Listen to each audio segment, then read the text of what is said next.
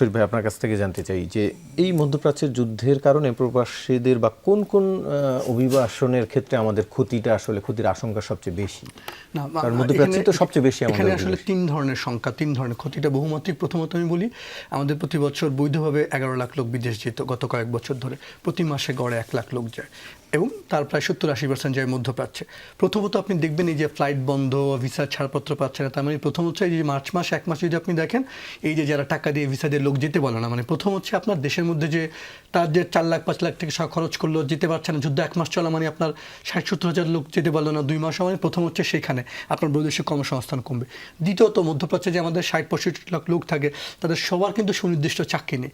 এর মধ্যে অনেকেই আছে তার কাগজে কলমে নিয়োগকর্তা আছে, বাস্তবে নেই। সে হয়তো দিন একটা কাজ করে, সপ্তাহে একটা কাজ করে, তার সে কাজটা সে আয়টা এখন ঘরে বন্দি সেটা আসবে। আপনি দেখছেন যে মাসে আমাদের বিপুল পরিমাণ রেমিটেন্স আসছে। আমি কিন্তু আরও 1 মাস আগে বলেছি যুদ্ধের সময় রেমিটেন্সটা বাড়বে, কারণ তার মধ্যে ভয়, তার যা সেভিংস আছে যা আছে সে টাকা পাঠিয়ে দেবে। এইটার প্রভাব আপনি সামনের দিনে দেখবেন। তার যদি কাজ না থাকে মধ্যপ্রাচ্যে, যুদ্ধ যদি প্রলম্বিত, সে কাজ হারাবে। এবং তৃতীয়ত অনেক নিয়োগকর্তা কিন্তু যুদ্ধের পর তার প্রায়োরিটি হারাবে, কাজে অনেকে চাকরি হারানো, কাজ হারাতে পারে। তাহলে এই তিনটার জন্য কি আমাদের প্রস্তুতি কতটা আছে? আমাদের এই সরকার যারা ক্ষমতায় আছে তারা সর্বশেষ ক্ষমতা ছিল 2006 সালে, 20 বছর। এই 20 বছরের পৃথিবী বদলে গেছে, প্রযুক্তি থেকে আরও অনেক কিছু। কাজে তাদের এই জায়গাগুলো বোঝা, মধ্যপ্রদেশ সবচেয়ে দোষ রাখা।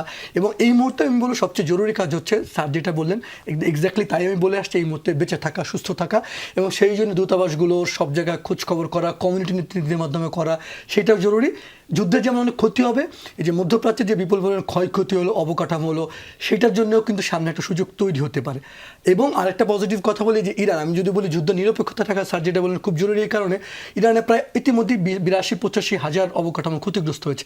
আমি মনে করি যুদ্ধের পরে ইরান পুনর্গঠনে বাংলাদেশ প্রস্তাব দিতে পারে, তবে সেই সমস্ত জন্য যুদ্ধ থামাটা জরুরি। আরেকটা আশঙ্কার কথা বলি, কোভিডের সময় 2021 সালের জুলাই মাসে আমরা রেকর্ডেড, আমি বলেছি এই যে 20-21 বছরের লোকের কর্মসংস্থান হচ্ছে না, সামনের দিনগুলোতে মানব পাচার বাড়বে। ঠিক তাই হয়েছে। আপনার আমি একই সংখ্যার কথা বলছি, এই যে লোকজন যেতে পারছে না, আগামী 2-3 বছর যেতে পারছে না, এই যখন যেতে পারবে না স্বাভাবিক মুভমেন্ট, তার মধ্যে ডেসপারেশনটা আসবে। তখন আপনি এই ভূমধ্যসাগর পাড়ি দিয়ে বিভিন্ন জায়গায় যাওয়ার সেটা আরও বাড়বে। আপনি দেখেন গত বছর সবচেয়ে বেশি লোক আমাদের ভূমধ্যসাগর পাড়ি দিয়ে ইউরোপে ঢোকাচ্ছে, 21,000। কেন? কারণ বৈধভাবে আপনার মালয়েশিয়া শ্রম বাজার বন্ধ, ওমান বন্ধ, কুয়েত বন্ধ।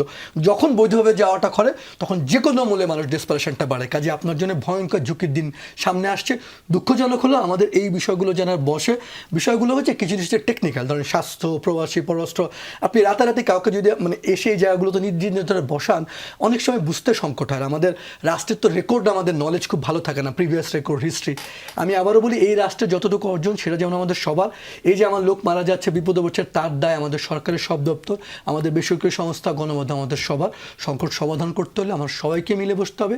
ভূমধ্যসাগর যে মানুষটা মারা যাচ্ছে, আমি আবার বলি, গোটা পৃথিবীর বিনিময়ে একটা মানুষের জীবন পাওয়া যায় না। আমরা যেন আমাদের মানুষের জীবন বাঁচাই। আমরা সারা পৃথিবীর মধ্যে যুদ্ধ চলছে, তাদেরকে ফেলে, দুর্ভিক্ষ ফেলে বাংলাদেশ প্রথম হতে চাই না। এই প্রথম লজ্জা আমাদের নীতি নির্ধারকরা, প্রধানমন্ত্রী থেকে আরম্ভ করে সব দপ্তর প্রধানরা, পররাষ্ট্র, স্বরাষ্ট্র প্রফেসরে বুঝেন, এই যে আমি প্রথম হচ্ছে, এই প্রথম আমার লজ্জা। দুর্নীতিতে যেমন প্রথম আমার লজ্জা, অনিয়ত অভিবাসনে সাগরপথ পাড়ি দিয়ে প্রথম হওয়াটা লজ্জা। এই লজ্জা থেকে বেরিয়ে আসার জন্য যা যা করা দরকার, সচেতনতা, আইন শৃঙ্খলা রক্ষাকারী সমন্বিত তৎপরতা, লিবিয়া বা ওইখানে আন্তর্জাতিক কাজ করা, সমস্ত উদ্যোগগুলো নেওয়া জরুরি এবং সেটি কঠোরভাবে নিতে হবে।